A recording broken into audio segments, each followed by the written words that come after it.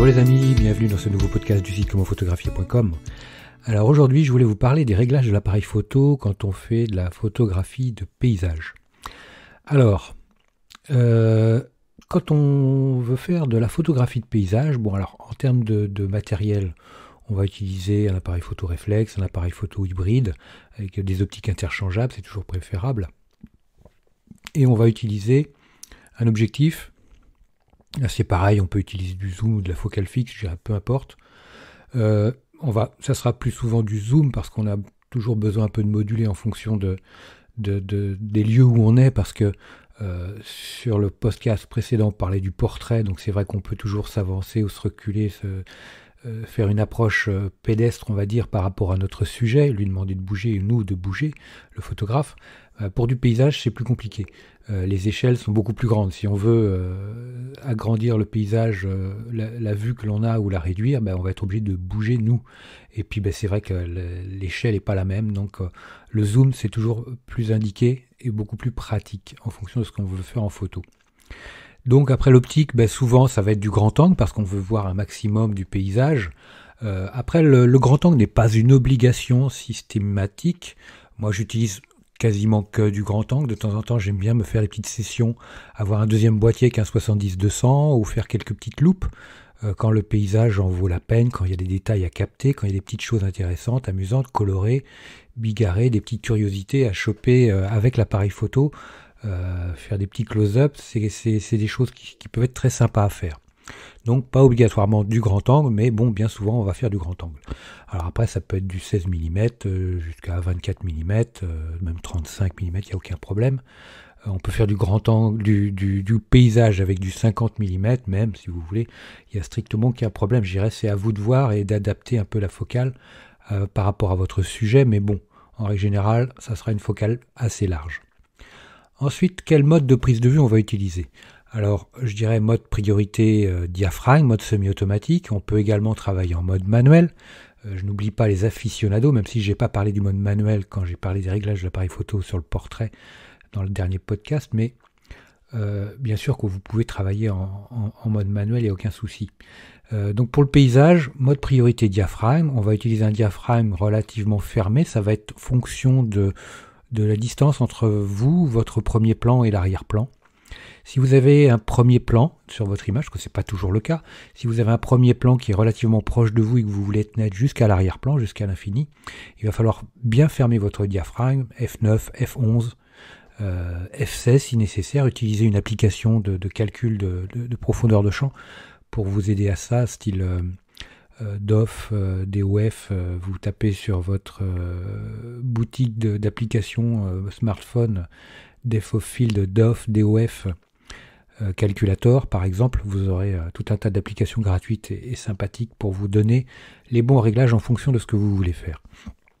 Ces applications vous donnent là où vous faites la distance où vous faites la mise au point, quelle focale vous utilisez, quelle taille de capteur à votre appareil photo, et où vous faites la mise au point, à quelle distance vous êtes du sujet, voilà, la focale, la taille du capteur, que je dise pas de bêtises, et lui va vous donner le diaphragme en fonction de l'amplitude que vous souhaitez.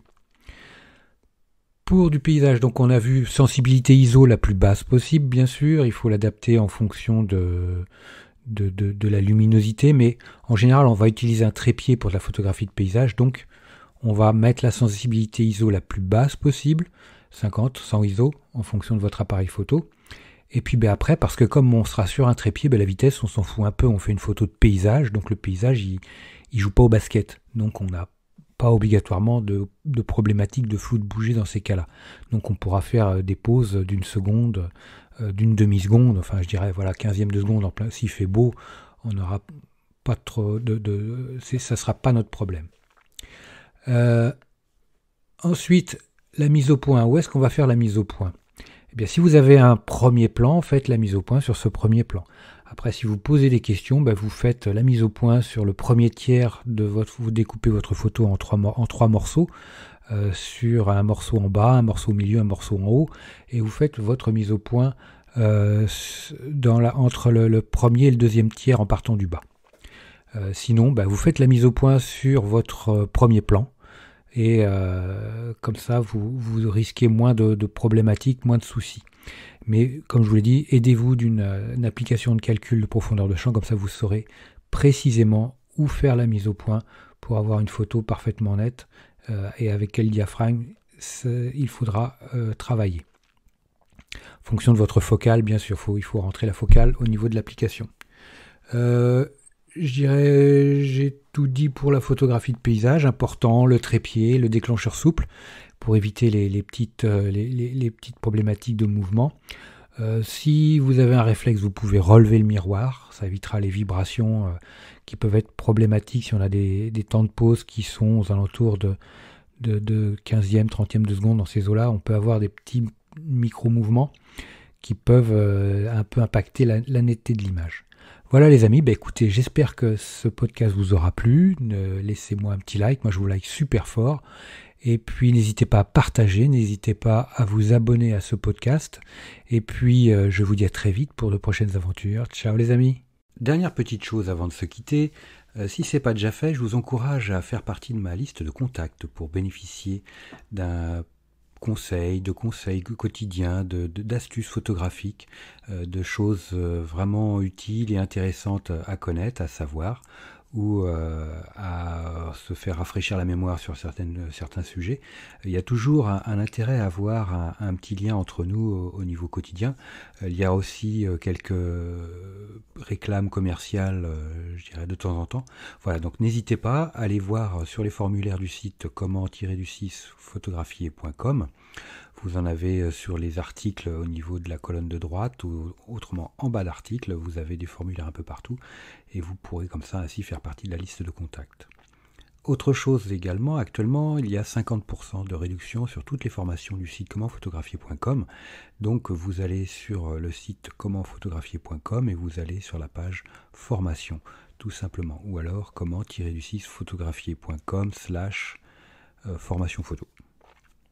Mais allez sur le site, ça sera beaucoup plus simple. Donc vous avez 50% avec le code 5050 en chiffre arabe et vous pourrez bénéficier de toutes les formations à moitié prix. Vous avez une quarantaine de formations sur la photo de paysage, vous avez des formations sur le portrait, vous avez des formations sur les photos d'enfance, sur les photos flash, sur la photo culinaire, j'en passe des meilleurs les amis. Donc ne vous privez pas, c'est actuellement avec le code promo 50 50%. Voilà les amis, je vous dis à très vite pour de nouveaux podcasts. Ciao.